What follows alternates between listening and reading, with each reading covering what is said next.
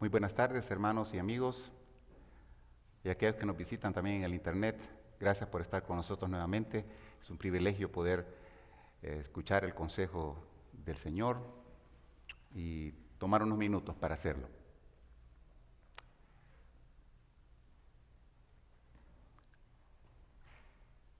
Y si me encuentro en una crisis, hemos hablado de varias preguntas de Jesús, del ministerio de Jesús. Vamos a revertir un poco esta tarde y vamos a hacer una pregunta que quizá usted y yo nos haríamos. ¿Y si me encuentro en una crisis? Vamos a hablar de algunas enseñanzas prácticas sobre el ministerio de Jesús en tiempos de crisis. Y luego vamos a ver algunas cosas prácticas para el día de hoy. Permítame orar y agradecer también a Dios por la ofrenda. Padre, gracias te damos. Gracias porque podemos venir un grupo de tus hijos a este lugar. Gracias por la libertad que gozamos, Señor, de hacerlo y de tener este lugar, Señor, cómodamente preparado para poder, Señor, adorar y exaltar tu nombre. Señor, no permitas que la comodidad nos distraiga, sino por el contrario, pues que podamos ser hombres y mujeres, discípulos tuyos, Señor, que aún a pesar de todo eso, pues podamos hacer, pongas en nosotros, Señor, el deseo de poder venir a este lugar y adorarte, Señor. Gracias también por la oportunidad que nos das de poder dar un poquito de lo mucho que tú nos das, Señor, a través de nuestras diezmos y ofrendas. Bendice cada dador alegre y aquel que no pudo dar, Señor, permítele una nueva oportunidad, Señor, de poder contribuir para el engrandecimiento de tu reino en este lugar. Gracias. Y que a través de lo que veamos hoy, Señor, podamos entender un poco más este tema cuando quizás nos encontremos en alguna crisis. Gracias en Cristo Jesús. Amén. Quizá todos nos hemos hecho alguna vez esta pregunta. ¿Y si me encuentro en una crisis? ¿Qué va a pasar? Sabe, usted y yo no podemos predecir las crisis, porque las crisis llegan y usted y yo tenemos que enfrentarlas. Jesús dijo algo respecto al tema de las crisis. No usó la palabra crisis, pero sí un sinónimo de la palabra crisis. En San Juan 16:33, Él dijo esto: estas cosas os he hablado para que en mí tengáis paz. En el mundo tendréis aflicción, pero confiad, yo he vencido al mundo. Imagínense qué palabras más poderosas, porque esas palabras de Jesús nos dan la esperanza que cuando usted y yo estamos en medio de una crisis, y vamos a ver en un momento los diferentes tipos de crisis que hay, no importa, el Señor va a estar con nosotros.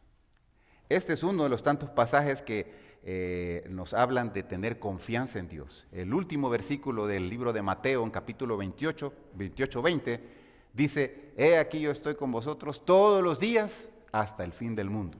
Vemos constantemente que el Señor se compromete y nos da su palabra de que Él va a estar con nosotros todo el tiempo. En momentos de aflicción, ahí va a estar Él. En los momentos difíciles, ahí va a estar Él. Entonces, ¿por qué a veces flaqueamos? Bueno, obviamente usted me dirá, y yo haría el mismo comentario, pues somos humanos, por eso flaqueamos.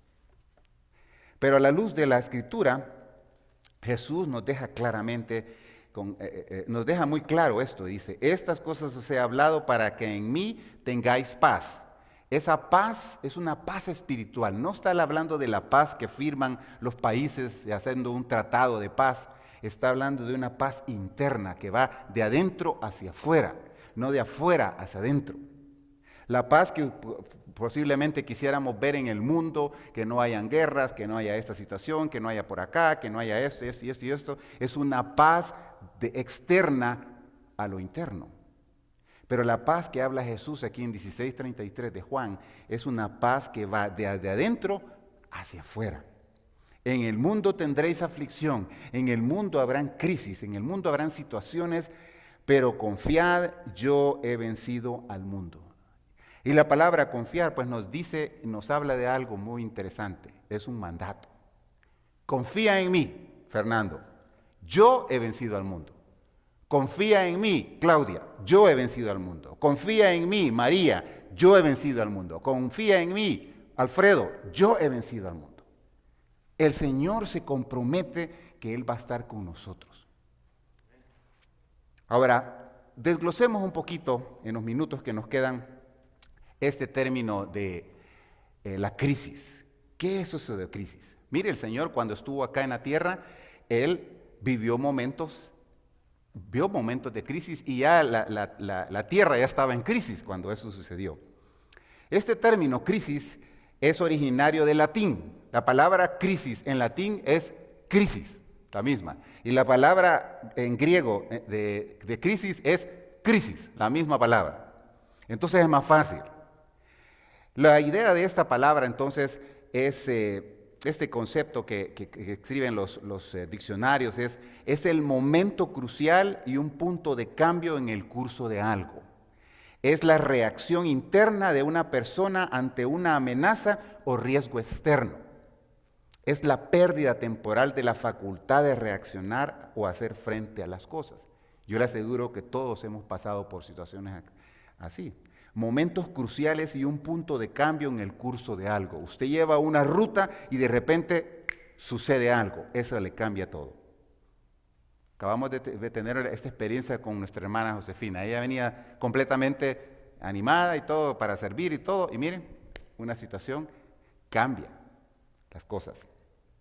Quizá usted venía para aquí, para la iglesia, y un accidente o algo por ahí en el camino le tuvo que hacer algunos desvíos. Es la reacción interna de una persona ante una amenaza o riesgo externos. No necesariamente las amenazas o los riesgos tienen que ver con algo, con la muerte, pero a veces sí tienen que ver con eso, o situaciones que se dan en la vida suya y en la mía a diario, y tenemos que enfrentarlas. La Biblia nos dice que nos tenemos que acobardar ante las situaciones. Jesús lo que nos dice es, confía en mí.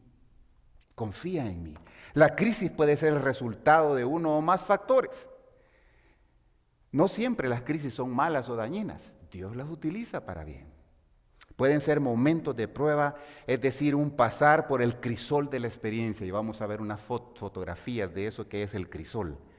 Ante ellos se presentan dos caminos. En una crisis se presentan dos caminos. La oportunidad o un peligro real. La oportunidad o un peligro real. Mire, en el lenguaje chino existe, esta es la palabra para escribir chino. Si usted me pregunta, ¿sabe usted hablar chino? No, solo sé esta palabra, ¿verdad? Que es Weiji. Esta palabra está compuesta por dos caracteres. Si ustedes notan ahí en la pantalla, a un lado dice la escritura simplificada y al otro después la escritura tradicional. Ambas significan lo mismo, pero debajo de cada una de ellas aparece una palabra. Debajo de la primera, del lado izquierdo, dice peligro.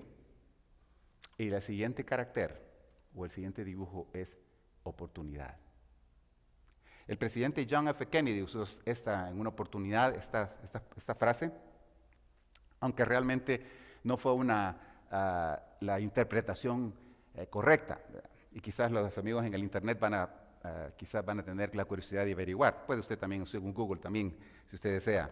Pero realmente la interpretación de esta palabra es no tanto si hay un peligro, hay una oportunidad, sino lo que está tratando de decir en el lenguaje chino es que oportunidad, peligro, hay una oportunidad, o fuego en otras traducciones. Cuidado, viene la oportunidad. Y en la parte de abajo ustedes notan, en cada crisis descansa la semilla de la oportunidad. Piense por un momento alguna crisis que usted haya vivido en su vida, quizá de joven, ya de adulto, en el matrimonio, en la casa, con los hijos o los adolescentes, o precisamente en esta semana, o quizá ayer, o esta misma mañana. Piense por un momento en esa crisis. Y la frase de abajo lo que dice es, en cada crisis descansa la semilla de la oportunidad. Efectivamente, en este lenguaje, en esta lengua china, hay mucha certeza en eso, ¿verdad? El peligro acecha, pero puede ser una oportunidad y la actitud y la perspectiva con que usted y yo veamos las cosas. Cuando una persona hace frente de modo efectivo a la amenaza o a alguna crisis, se puede decir que la crisis ha sido superada. Déjeme repetirles de nuevo, cuando una persona hace frente de modo efectivo a la amenaza o a una crisis, se puede decir que la crisis ha sido superada. ¿Qué tipo de crisis hay? Bueno, hay una cantidad enorme de crisis. Aquí le voy a mencionar yo algunas nada más.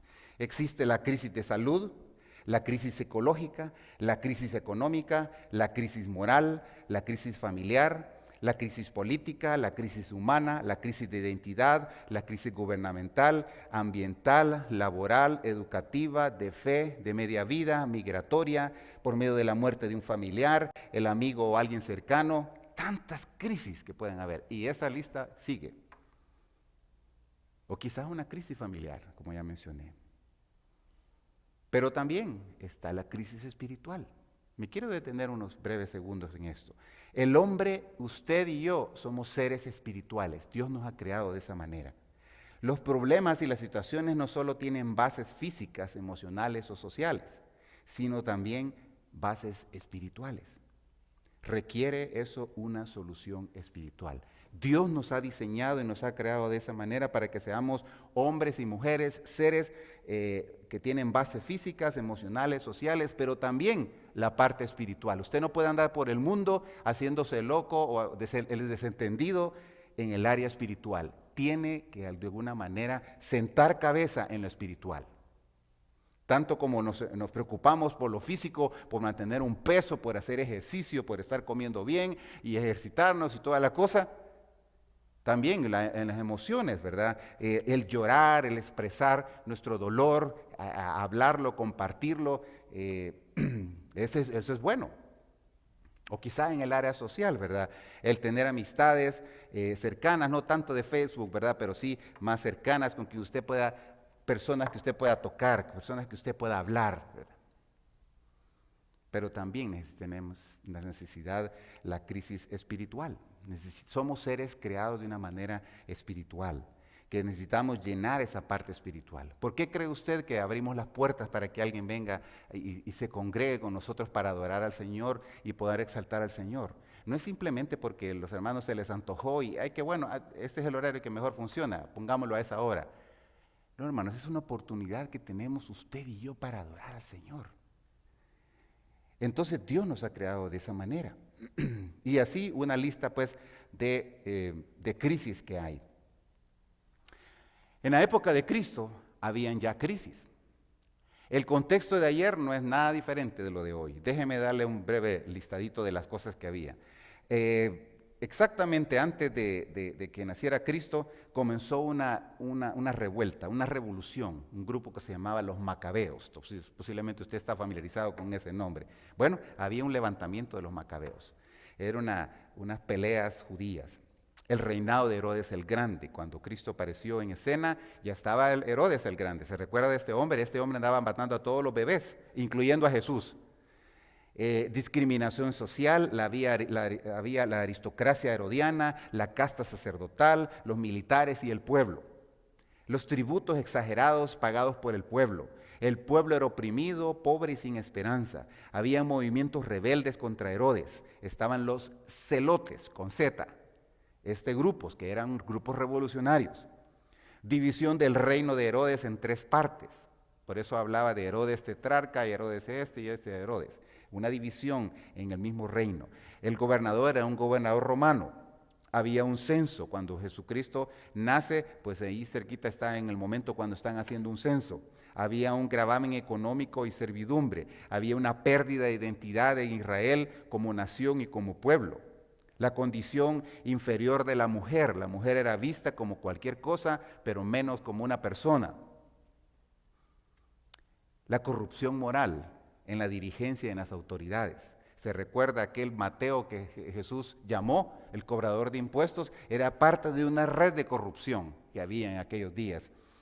Bueno, había una desesperanza y desolación en el pueblo, la salud en riesgo. Cuando Jesús viene estaba la lepra en todo su esplendor, las cegueras por todos lados, gente paralítica, hay gente con diferentes enfermedades.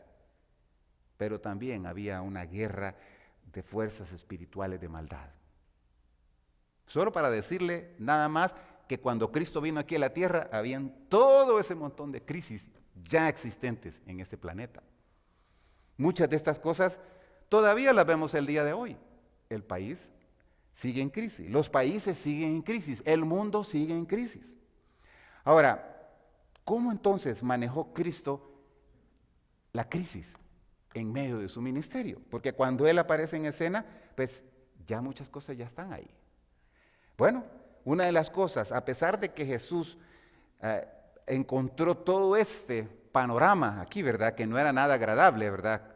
Me imagino yo que si Jesús hubiera sido humano como nosotros, 100% humano y no nada que tenga que ver con Dios, hubiera dicho, Padre, mejor mándame a traer porque esto está difícil aquí. Mándame a traer. Bueno, Jesús, a pesar de todo esto, mostró una capacidad increíble para trabajar esa parte de la crisis. Veamos algunas situaciones. Por ejemplo, Él mostró compasión. En Marcos 8, del 1 al 10, es una historia larga, ¿verdad? Ahí vemos cómo Él trabaja para aliviar el sufrimiento. Tenía compasión. En Juan 4, se recuerda la mujer samaritana, se encontró cara a cara con esta mujer. Esta mujer se encontraba en una crisis matrimonial, conyugal, personal, increíble. Y Jesús se encuentra en el pozo con esta mujer para ayudarla a salir de esa crisis. Jesús no estuvo tanto hablando de la vida pasada de esta mujer. Jesús lo que quería era presentarle la mejor alternativa para su vida, que era entregar su corazón a Él y que se alimentara de esa agua viva para nunca volver a tener sed. Vemos a Jesús en San Juan capítulo 3, Jesús en Nicodemo, de este hombre que estaba curioso por saber qué era eso de nacer de nuevo. Descubrió pues las necesidades de este hombre y le ayudó a discernir de una manera más real. En Juan 5 vemos ahí cómo Jesús presenta una alternativa. En Marcos 10 vemos a Jesús dando una solución y generando esperanza. En Lucas 5 vemos cómo Él orienta el pensamiento de las personas. En Mateo 13, Él amplía el horizonte y da una enseñanza. Y en Mateo 5 nos recuerda también la importancia del perdón, de tener una paz verdadera. Mire, Jesús no se metió a asuntos de camisas de 11 varas, ¿verdad? Complicarse más la vida. Jesús lo que andaba buscando es presentar la mejor alternativa para poder ayudar a estas personas en crisis, diferentes tipos de crisis. Y aquí solamente tengo como unas 8, ¿verdad? Porque son una cantidad enorme. Pero lo clave, ¿cuál fue entonces lo clave por qué Jesús pudo superar las crisis? ¿Cuál era el secreto de Jesús? Hay dos cosas importantes. Y quiero que, si usted está notando, pues son dos cosas, fácil de decir. Uno, dos aspectos en la vida de Jesús que fueron el secreto para vivir afuera de tanta crisis. Una era que llevaba una vida de obediencia a Dios. Vida de obediencia. Si quieren ir conmigo, San Juan 12, 49 al 50. Juan 12. Una vida de obediencia a Dios, a su Padre.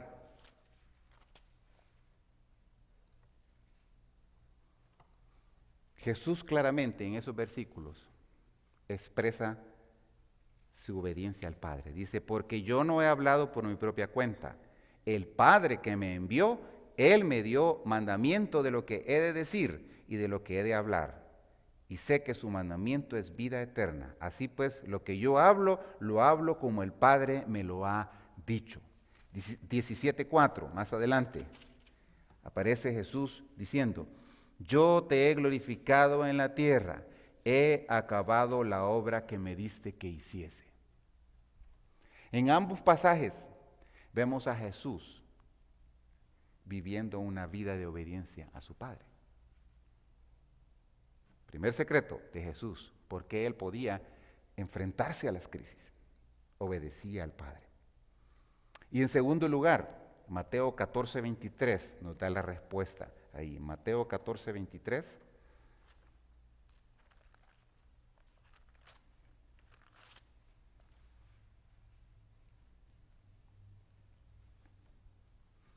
Que se repite en otros pasajes, ¿verdad? Dice, despedida la multitud, subió al monte a orar aparte. Y cuando llegó a la noche, estaba allí solo. ¿Ya descubrió cuál es el otro secreto de Jesús? La oración. Obediencia y oración. Si usted es de aquellos que se memoriza las cosas rápido, asociándolas con una letra, obediencia, oración. Fácil para que se le quede, ¿verdad? Y también a los amigos en el internet, más fácil para quedarse. Oración, obediencia y oración. Ese era el secreto que tenía Jesús, por cómo él podía superar tantas cosas, cómo él podía ayudar a aquellos que estaban en crisis, y si llegaba alguna crisis a su vida, que por decirlo así, yo diría, era el Hijo de Dios, ¿verdad? Muchas de esas cosas él las aprovechó para lograr una enseñanza. Ahora, déjeme avanzar con esto. Déjeme presentarle algunos crisoles usados por Dios. Voy a explicar en un momento qué es eso de crisol. Y a la luz de estos crisoles, evaluemos nuestras vidas. Quiero presentarle por lo menos 4 crisoles. El crisol, hermanos, es un recipiente hecho de un material resistente al fuego, al calor, que se emplea para fundir algún tipo de material a una temperatura sumamente elevada. No sé cuántos han tenido la experiencia de trabajar en alguna cosa de los crisoles, ¿verdad? Si usted es curioso o curiosa y quisiera ver cómo se deshace el vidrio y se vuelve, puede hacer algún dibujito o algo ahí, una cosa diferente, váyase aquí al Boulevard Mall, ahí por cerca de Macy's. Por ahí hay un señor que tiene un pequeño taller ahí. Y él ahí en vivo está haciendo cosas en vidrio. Y le pone color y todo. Interesante lo que puede ver ahí. Bueno, el crisol son esos recipientes pues hechos para fundir materiales. ¿Sabe? Dios usa crisoles, no exactamente como este que le estoy mencionando, de ese con la temperatura, pero Él utiliza crisoles para moldear nuestra vida, para probar nuestra vida. Y el primer crisol que quiero proponerle tiene que ver con la palabra de Dios. La palabra de Dios. La palabra de Dios, ¿qué nos referimos? ¿A qué nos referimos cuando decimos eso? Bueno, déjeme mostrarle aquí. Dice la Escritura en Hebreos 4:12, la palabra de Dios es viva y poderosa, es más cortante que cualquier espada de 2 filos, penetra hasta partir el alma y el espíritu, entre la articulación, dice la Nueva Traducción Viviente, y la médula del hueso, deja al descubierto nuestros pensamientos y deseos más íntimos. Lo que dice Hebreos 4:12 es que cuando usted y yo nos confrontamos a la palabra desnuda nuestra alma, nuestro corazón delante de Dios y nos muestra quiénes realmente somos. Pero si usted y yo no leemos la palabra, en ningún momento vamos a saber cómo realmente somos. Si usted toda la semana tiene la Biblia cerrada, la palabra de Dios cerrada, no va a haber ningún resultado. La palabra de Dios. El Salmo 119:105 dice, lámpara es a mis pies tu palabra y lumbrera a mi camino. La palabra de Dios es esa lumbrera, esa luz que le va a ayudar en el trayecto de su vida, en sus decisiones, en sus planes, en su familia, en su vida personal. La palabra de Dios. ¿Por qué el pastor insiste tanto en que hay que estudiar la Biblia? Ya aburre el pastor con eso. No importa, hermano. Si quiere, en mi féretro ponga ahí, este hermano a cada rato decía, estudie la Biblia. Qué bueno, me voy a sentir por satisfecho. Pero la palabra de Dios, necesitamos hacer uso de ese crisol, la palabra de Dios. Porque es el instrumento que usa Dios para pulir nuestras vidas, para hablar a nuestro corazón, para hablar a nuestra mente, para mostrarnos cuando estamos equivocados, para mostrarnos si somos verdaderos padres y verdaderas madres, para mostrarnos si somos verdaderos hijos, para mostrarnos si somos verdaderos siervos de Dios, hombres y mujeres, discípulos y discípulas de Cristo. Ahí nos muestra eso Él. Por eso insistimos en estudiar la palabra. Que ese crisol de la palabra, ese recipiente, si lo tomáramos así, ¿verdad? Que sea, que nos hable y vaya puliendo y quitando aquellas partes de nuestra vida. Me llama mucho la atención cuando usted quizá habla con alguien y esta persona reacciona de una manera así violenta. No creo que de la palabra de Dios haya salido eso. Alguien decía en El Salvador, dime cuántas veces lees la Biblia en el día y te diré qué tipo de cristiano eres. No sé si eso si eso es muy cierto, ¿verdad? Pero hay mucha certeza en eso. Bueno, segunda cosa, segundo crisol. Aquí tiene pues los pasajes y lo que menciono aquí con la palabra de Dios pues es esto, ¿verdad? La lectura de la Escritura, el estudio de la Escritura, la memorización, la meditación, la aplicación, compartir la palabra, escuchar su mensaje.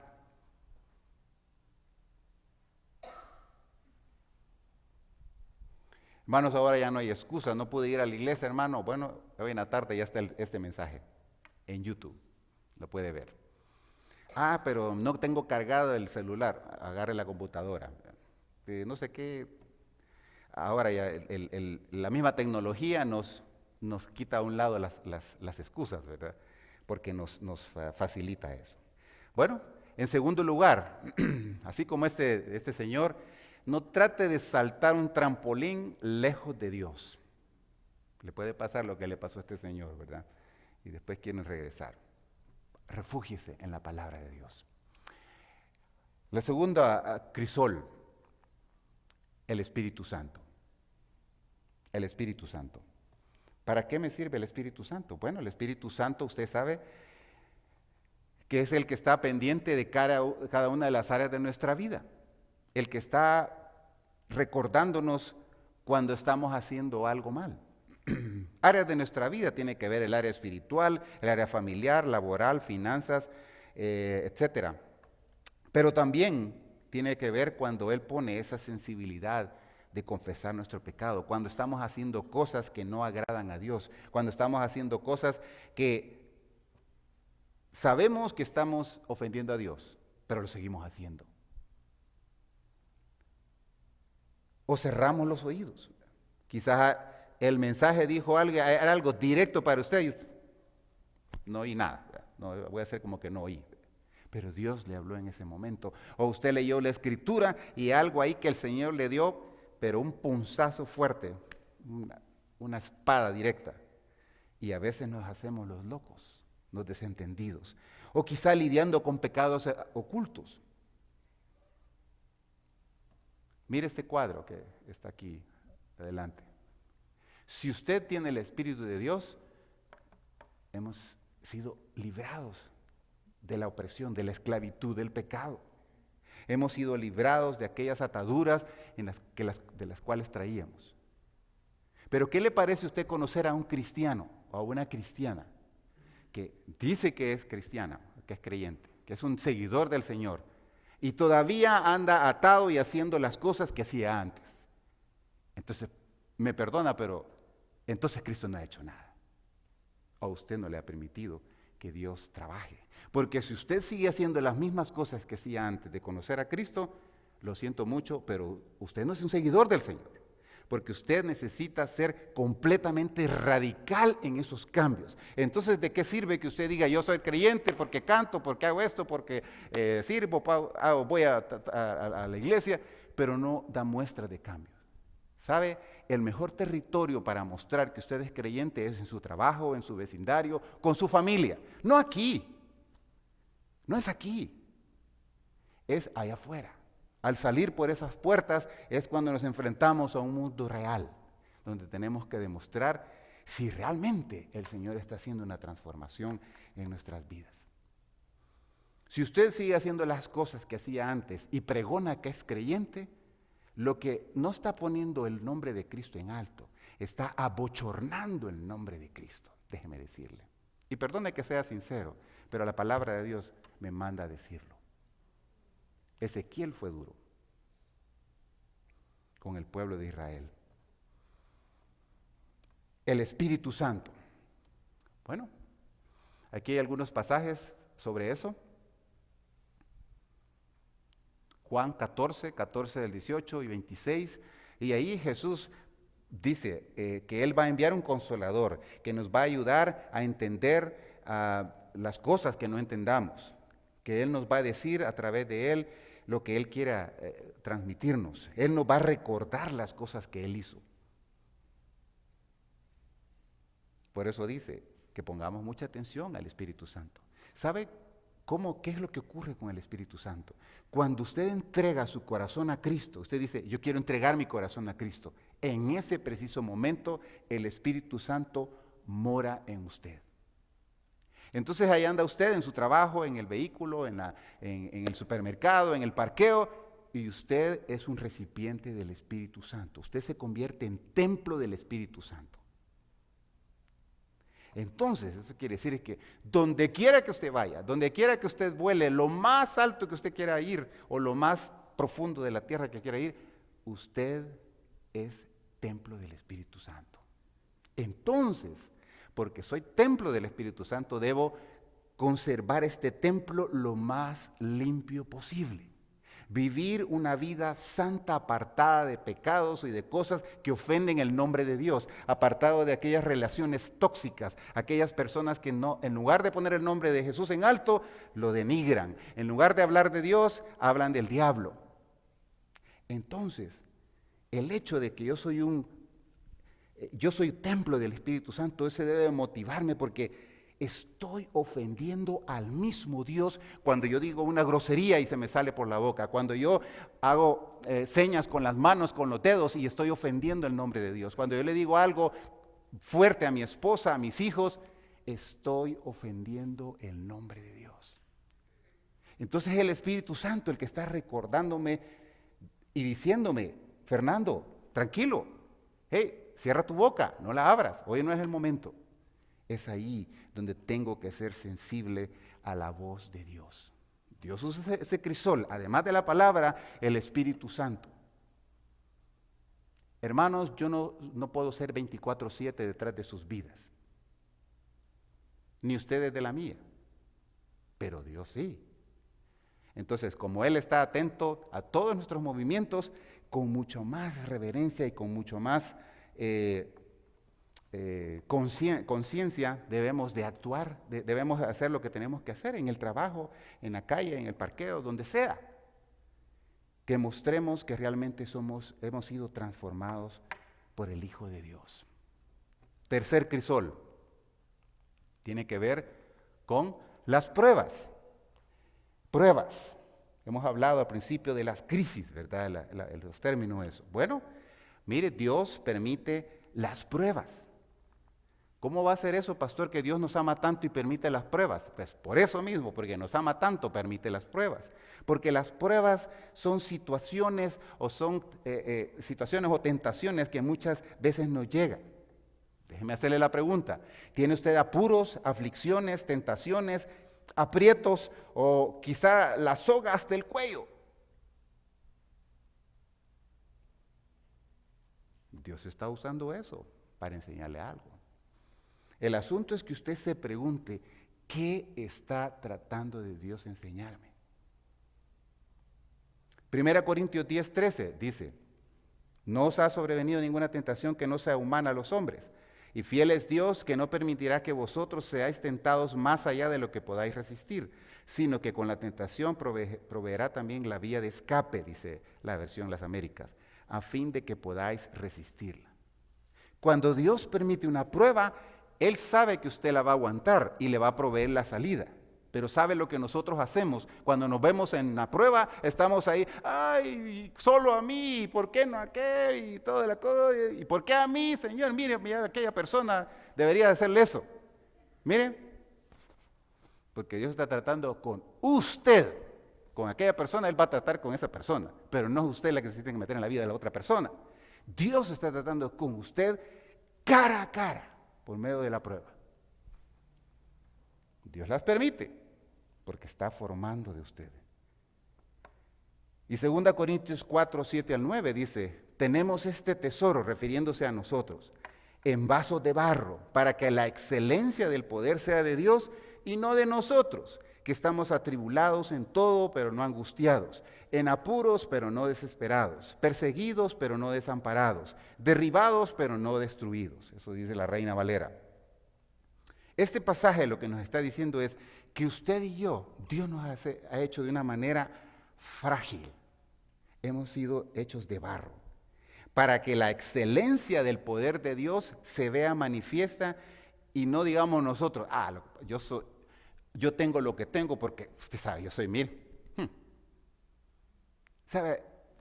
Hay ejemplos en la Biblia de gente que hizo así y Dios mismo los tiró. Hay gente que se cree autosuficiente y quizá en el internet haya personas que se creen autosuficientes. Déjeme decirle, no juegue con Dios. Cuando Dios dice hasta aquí, hasta ahí. Él tiene y pone sus límites. Pero muchas veces nos deja que nosotros actuemos. Pero Él sigue siendo Dios. Entonces este pasaje lo que nos recuerda es que aún en esa fragilidad que somos como humanos, Dios exalta su poder. Quiere mostrar su poder. Y finalmente, otro crisol que Dios usa, hay varios, ¿verdad? Aquí tenemos al prójimo. Aquí sí está más difícil, ¿verdad? Bueno, ¿a qué se refiere prójimo? Por favor, explíqueme un poquito más. Bueno, aquí le va el listado del prójimo, ¿verdad? Ahí puede ser el cónyuge, puede ser la familia, amigos, vecinos, compañeros de trabajo, enemigos, gente difícil. ¿Conoce usted gente difícil? Yo conozco gente difícil. Gente difícil. Dios pone esa gente porque quiere formar nuestro carácter. Lucas 10:27 dice, ama al Señor tu Dios con todo tu corazón, con toda tu alma, con todas tus fuerzas y con toda tu mente, y ama a tu prójimo como a ti mismo. Y Mateo 5:44 al 48 dice algo diferente a lo que dice Lucas. Dice, pero yo les digo, amen a sus enemigos. Mire, esa es una enseñanza de parte del Señor. ¿Usted tiene enemigos? Yo le aseguro que más de algunos tenemos aquí enemigos. Amen a sus enemigos y oren por los que los persiguen, de modo que sean hijos de su Padre que está en los cielos, porque Él hace salir su sol sobre malos y buenos, y hace llover sobre justos e injustos. Porque si aman a los que les aman, ¿qué recompensa tendrán? ¿No hacen lo mismo también los publicanos? Y si saludan solamente a sus hermanos, ¿qué hacen de más? ¿No hacen eso mismo los gentiles? Sean pues ustedes perfectos como su Padre que está en los cielos es perfecto. Mire, el sol ha salido para gente pecadora y para no pecador. El sol ha salido ahí al strip ahorita y ahí hay gente que está completamente perdida en drogas, alcoholizada, haciendo un montón de cosas. El sol sale a aquellos que van a salir del nightclub en un rato o van a entrar a un nightclub y el sol ahí está. Dios se lo da. Y la Escritura claramente dice aquí, ama a sus enemigos y oren por los que les persiguen. Yo le aseguro que usted y yo tenemos más de algún enemigo por ahí, por medio de la fe, por medio de la familia, etcétera, familiar o lo que sea. O tal vez por el color de su piel, no sabemos. Pero hay enemigos, pero la palabra nos dice que amemos a estas personas. Así de sencillo. Conclusión, hermanos. Mira, ahí tiene los 4 crisoles, la palabra de Dios, el Espíritu Santo, las pruebas y el prójimo, que son crisoles, son esos recipientes y esas herramientas que Dios va a usar para pulir su vida y la mía. Déjeme terminar entonces con esto. Recordemos que la vida es un proceso de desarrollo y mantenimiento de un adecuado nivel de ajuste físico, emocional, social y espiritual, que nos lleva a vivir una vida en plenitud. El testimonio de una persona puede ayudarnos a comprender los tiempos de crisis que nos podrían pasar en las diversas facetas de nuestra vida cotidiana. Por eso es importante, hermanos, cuando nos reunamos y a la hora de dar testimonio de lo que el Señor está haciendo. Porque muchas veces nos olvidamos de dar testimonio. Lo que Dios está haciendo en su vida puede ser el momento de alivio, el bálsamo que va a ser en el corazón de aquel que lo escuchó. Pero si usted se queda callado y usted se queda callada, entonces aparentemente como que Dios no está obrando. Cuando Cristo es el centro de nuestras vidas, los tiempos difíciles nos pueden ayudar a crecer en nuestro conocimiento de Dios. Durante los tiempos difíciles, piensen esto, Dios abre nuestros ojos para que veamos que el gozo viene de una fe firme en Él y profunda, que aumenta conforme maduramos en nuestra relación con su Hijo Jesucristo. Alguien dijo, durante una crisis puedes conocer quiénes son tus verdaderos amigos. Piense por un momento en una crisis que ha vivido usted. ¿Quién se acercó a usted? Pero sobre cualquier persona está el Señor, que dice él, confiad en mí, dice Juan 16:33. Y termino con esta frase. A pesar de todo tipo de prueba o crisis, debemos recordar lo que Jesús mismo nos dijo. En Juan 16:33, ya lo hemos mencionado. Estas cosas os he hablado para que en mí tengáis paz. En el mundo tendréis aflicción, pero confiad, yo he vencido al mundo. Él nos invita a confiar en Él. ¿Confía usted en Él? ¿Confía usted realmente en Jesús? ¿En quién confía usted? ¿Confía en el gobierno? ¿Confía en el esposo? ¿Confía en la esposa? ¿Confía? ¿Qué tipo de crisis está atravesando en estos momentos?